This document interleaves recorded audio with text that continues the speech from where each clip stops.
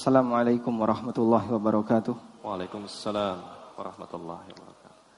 Alhamdulillahi rabbil alamin alladzi hadana lihada wa ma kunna linahtadiya laula an hadana Allah.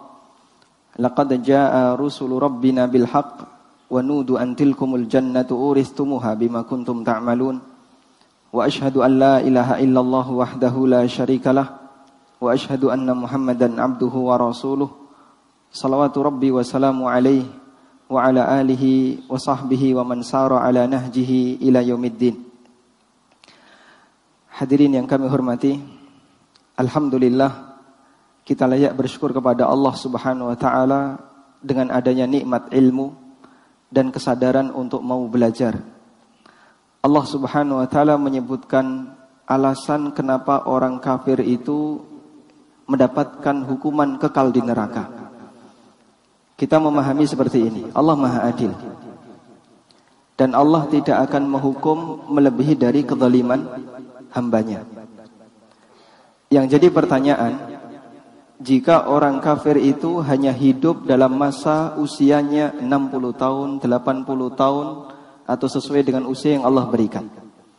Yang menjadi pertanyaan, kenapa Allah Subhanahu wa taala menghukum mereka ketika di neraka kekal abadi? Padahal usia mereka ketika bermaksiat hanya selama sekian puluh tahun sesuai dengan usia yang Allah Subhanahu wa taala berikan kepadanya. Jawabannya tadi dibaca oleh imam sewaktu salat Isya di rakaat yang kedua. Ada yang bisa mengulang? Allah Subhanahu wa taala berfirman, "Walau alimallahu fihim khaira la asma'ahum." Andaikan Allah Subhanahu wa taala mengetahui ada kebaikan pada diri mereka, tentu Allah akan membuat mereka sadar akan pentingnya hidayah. Allah buat mereka bisa mendengarkan hidayah. Namun mengingat karena mereka tidak punya kebaikan sepeser pun, menurut Allah Subhanahu wa taala, sesuai dengan apa yang diilmui oleh Allah, maka Allah tidak memberikan kesadaran mereka terhadap hidayah. Sehingga orang kafir ketika datang pencerahan tentang Islam, datang penjelasan tentang masalah kebenaran, mereka tidak mau mencernanya dan mereka tidak mempedulikannya. Inilah yang menjadi sebab Allah Subhanahu wa taala mengunci mati hatinya, sehingga sebanyak apapun hidayah yang datang kepada mereka enggak bakalan mereka terima. Baik, lalu apa kaitannya dengan kondisi kekal mereka di neraka? Bapak Ibu yang kami hormati, orang kafir dikasih usia sepanjang apapun dengan kondisi seperti ini kira-kira akan masuk Islam atau tidak? Tidak. Sehingga andaikan orang kafir itu dikasih usia abadi tanpa ujung, dengan kondisi seperti ini, mereka dibuat buta oleh Allah untuk bisa menerima hidayah, maka selamanya mereka tidak akan masuk ke dalam Islam. Demikian pula karena mereka kekal kafirnya, maka Allah Subhanahu wa taala memberikan hukuman kekal di neraka. Sehingga terjadi keseimbangan. Bagian dari keadilan Allah, Allah memberikan hukuman kepada orang kafir kekal di neraka, sebagaimana mereka juga kekal dalam melaksanakan kekufurannya. Sepanjang apapun dia dikasih usia, dia tidak akan mau masuk Islam. Karena Allah Subhanahu wa taala tidak memberikan kesadaran dalam dirinya untuk mau mencerna pada kebenaran. Makanya satu nikmat yang luar biasa ketika Allah Subhanahu wa taala memberikan kesadaran kepada kita akan pentingnya hidayah. Anda datang dari jauh, ada yang dari Bekasi, ada yang dari luar kota, ada yang dari Bandung, ada yang dari tempat-tempat yang lain. Subhanallah, hanya untuk menghadiri acara ini dalam rangka agar kita bisa bersama-sama belajar menggali seperti apakah adab yang perlu kita kedepankan, yang perlu kita lakukan ketika kita bermuamalah dengan jari kita di HP, begitu ya? Jari ada di dunia, ada di antara jarimu. Baik, saya enggak hafal judulnya. Hadirin yang dimuliakan Allah Subhanahu wa taala. Karena itu, ketika Allah memberikan kita keinginan dan kesadaran untuk belajar, mengenal tentang hukum tertentu, itu berarti ada sisi baik dalam batin kita menurut yang diilmui oleh Allah Subhanahu wa taala. Ilmunya tadi atau kaidahnya tadi kebalikannya. Orang kafir tidak dikasih kesadaran oleh Allah untuk mengenal hidayah. Alasannya apa? Karena tidak ada kebaikan dalam batinnya. Sementara orang beriman dikasih kesadaran untuk mencerna hidayah karena Allah Subhanahu wa taala tahu dalam diri kita ada kebaikan sehingga Allah Subhanahu wa taala berikan kesempatan kita untuk belajar. Baik. Kemudian berbicara tentang masalah fikih HP, ada beberapa tulisan yang telah dibuat oleh para ulama. Namun sementara ini karya tulis itu masih dalam bentuk berbahasa Arab. Tentang masalah ahkamul jawwal wa adabuha, hukum-hukum seputar HP dan adab-adab terkait masalah HP. Kita berharap semoga nanti ada yang meluangkan waktu untuk menerjemahkannya sehingga bisa dipelajari oleh kaum muslimin Indonesia. Insyaallah di kesempatan kali ini saya akan membicarakan 3 hal. Yang pertama masalah adab, yang kedua masalah motivasi, dan yang ketiga masalah fikih dan ahkam. Tayyib, kita awali yang pertama. Hadirin yang dimuliakan Allah Subhanahu wa taala, seperti yang kita tahu bahwa semua harta yang Allah berikan kepada umat manusia itu pasti punya 2 potensi. Yang pertama bisa berpotensi menghasilkan kebaikan, dan juga sebaliknya bisa berpotensi menghasilkan keburukan. Allah Subhanahu wa taala berfirman di surat At-Taghabun, innama amwalukum wa auladukum fitnah. Sesungguhnya harta kalian dan anak keturunan kalian itu adalah fitnah bagi kalian. Disebut sebagai Allah fitnah karena bagi siapa yang tidak bisa bersabar dalam bermuamalah dengannya, maka menjadi sumber dosa baginya. Dan siapa yang bisa berusaha untuk bersabar, maka dia akan lulus dan semakin ditambah oleh Allah Subhanahu wa taala imannya. Karena fitnah secara bahasa artinya apa? Ujian. Untuk kemudian mengetahui sejauh mana orang itu bisa bertahan ketika menghadapi ujian tersebut. Tayyib. Karena itulah Nabi SAW mengingatkan adanya 2 potensi ini. Orang yang selamat adalah mereka yang mengendalikan hartanya dengan ilmu agama yang dia miliki.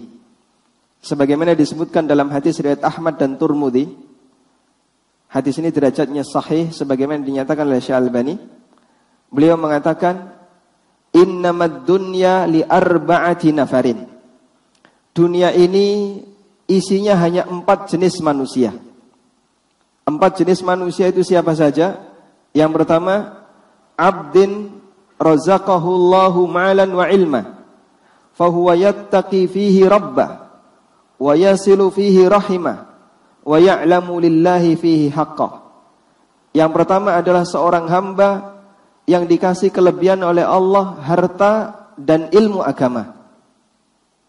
Dia punya harta dan di saat yang sama Allah Subhanahu wa taala juga memberikan kepada dia kesadaran dalam masalah agama. Maka dia gunakan potensi hartanya untuk bertakwa kepada Rabb-nya, untuk nyambung silaturahmi, dan dia tahu kewajiban apa yang harus dia tunaikan terhadap hartanya. Dia bayar zakat, dia berdonasi, dia menderma sesuai dengan apa yang Allah kehendaki. Kata Nabi SAW, fahadha bi afdalil manazil. Manusia jenis yang pertama ini kedudukannya paling tinggi. Dia punya potensi dan dia manfaatkan potensinya untuk mendukung kebaikan. Dan kata kuncinya tadi apa? Dia punya ilmu agama. Kemudian jenis yang kedua, wa abdin razaqahullahu ilman walam yarzuqhu mala. Manusia yang dikasih oleh Allah ilmu agama tapi tidak punya harta. Dia punya pengendali kebaikan tapi dia tidak punya potensi. Dia tidak punya harta. Fahuwa sadiqun niyah. Karena ilmu agama yang dia miliki, maka terbit niat yang jujur dalam batinnya. Akhirnya dia pun berikrar, lau anna li malan la'amiltu bi'amali fulanin. Andaikan saya punya potensi harta seperti yang dimiliki oleh Pak itu, seperti yang dimiliki oleh si A atau si B, maka saya akan beramal sebagaimana amal yang dilakukan si A atau si B. Kemudian dikomentari oleh Nabi SAW, beliau mengatakan, fahuwa biniyatihi fa'ajruhuma sawa. Maka orang ini dengan niat yang dia miliki pahalanya sama.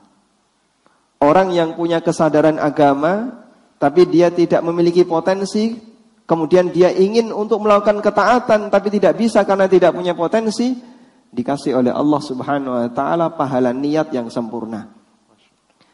Mungkin di antara kita ada yang sudah pengen sekali bisa umroh. Tapi karena dia bukan marbot, jadi nggak punya kesempatan untuk dapat hadiah umroh, gitu. Masya Allah. Dia nggak punya kesempatan untuk itu karena dia nggak punya potensi harta. Tapi ada keinginan besar. Jika dia jujur niatnya, Allah Subhanahu wa taala memberikan kepadanya apa? Pahala niat yang sempurna. Kemudian jenis yang ketiga, wa 'abdin razaqahullahu malan wa lam yarzuqhu ilma. Orang yang dikasih oleh Allah potensi harta namun dia tidak punya kesadaran beragama, enggak punya ilmu agama. Fahuwa yahbitu fi malihi bighairi ilmin. Akhirnya karena dia tidak punya pengendali kebaikan, enggak punya ilmu agama, maka dia habiskan hartanya tanpa panduan, secara serampangan, ngawur. Apa yang terjadi?